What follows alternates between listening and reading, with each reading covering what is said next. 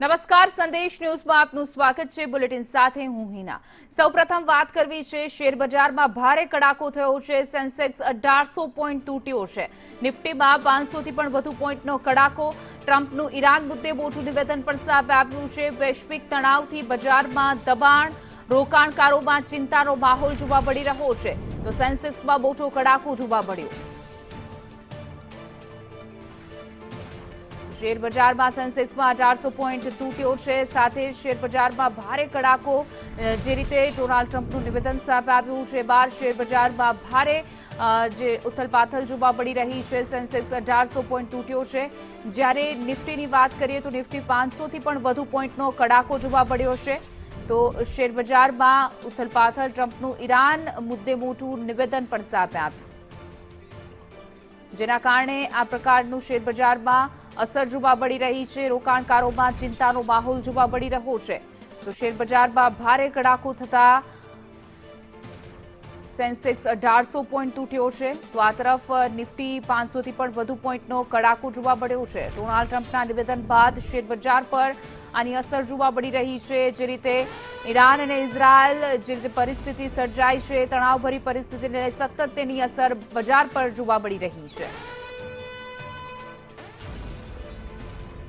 વધુ વિગતો સાથે અમારા સહયોગી અભિષેક જૈન જોડાઈ ગયા છે। અભિષેક, જોઈ શકાય છે કે શેર બજારમાં અત્યાર સુધી સારો માહોલ હતો, પરંતુ આજે ફરી એક વખત ટ્રમ્પનું નિવેદન અને ત્યારબાદ શેર બજારમાં સેન્સેક્સમાં અને નિફ્ટીમાં કડાકો। હિના, શેર બજારમાં જે માહોલ છે અત્યારે છેલ્લા કેટલા દિવસથી સ્થિર હતું, કેમ કે અમેરિકા અને ઈરાન વચ્ચેની પરિસ્થિતિ હતી એ સ્થિર હતી, અત્યારે શાંતિ હતી। પણ ટ્રમ્પના એક નિવેદને બજારમાં અને ખાસ કરીને ક્રૂડ ઓઇલના માર્કેટમાં ભૂકંપ લાવી દીધો છે। ટ્રમ્પનું કહેવું છે કે હવે ઈરાન સાથે કોઈ ડીલ નહીં થાય, કોઈ વાતચીત નહીં થાય, એટલે કે તમામ જે વાતચીતના શાંતિના દરવાજા હતા એ બંધ કરી દીધા છે ટ્રમ્પે। અને એમનું એવું કહેવું છે કે ઈરાન ડીલ કરવા નથી માંગતું। અને આ નિવેદન જેવું ટ્રમ્પનું સામે આવ્યું, વિશ્વભરના શેર બજારો પટકાયા છે। ભારતમાં ખાસ કરીને શેર બજાર સેન્સેક્સ છે 1900 પોઈન્ટ ડાઉન થયો છે, જ્યારે નિફ્ટી છે 550 પોઈન્ટ ઘટ્યો છે। આની સૌથી મોટી અસર ક્રૂડ ઓઇલના ભાવ પર પણ પડી છે। આજે 7% ભાવ વધારો થયો છે ક્રૂડ ઓઇલમાં।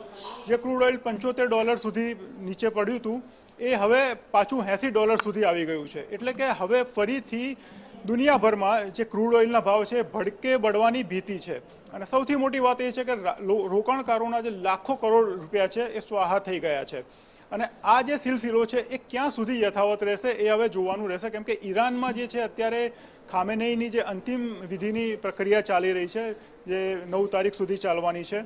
અને આ દરમિયાન જો અમેરિકન સેના અથવા તો ઇઝરાયલ કોઈ પગલું ભરે છે લશ્કરી ઈરાન સામે, તો આ દુનિયામાં જે ખાસ કરીને હોર્મુઝમાં જે છેલ્લા કેટલાક સમયથી દબાણનો માહોલ હતો એ ફરી સર્જાઈ શકે છે, અને આખી દુનિયા છે એ એની અસરથી મુક્ત નહીં રહી શકે। એના જી બિલકુલ અભિષેક, સમગ્ર માહિતી બદલ આપનો આભાર।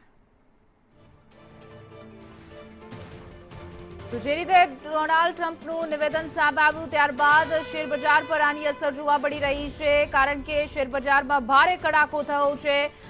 ઈરાન અને અમેરિકા વચ્ચેનું જે તણાવભરી પરિસ્થિતિ છે એને લઈને અસર શેર બજારમાં પણ વૈશ્વિક લેવલે જોવા મળી રહ્યું છે। રોકાણકારોમાં ચિંતાનો માહોલ વ્યાપી ગયો છે। જો કે અત્યાર સુધી શેર માર્કેટમાં સ્થિરતા જોવા મળી રહી હતી, કારણ કે જે રીતે અમેરિકા અને ઈરાન વચ્ચે સ્થિરતા હતી તેને લઈને માર્કેટમાં પણ સ્થિરતા હતી, પરંતુ જેવી રીતે ડોનાલ્ડ ટ્રમ્પનું નિવેદન સામે આવ્યું છે અને ત્યારબાદ પરિસ્થિતિ બદલાઈ છે, શેર બજાર પર આની અસર સીધી જોવા મળી રહી છે।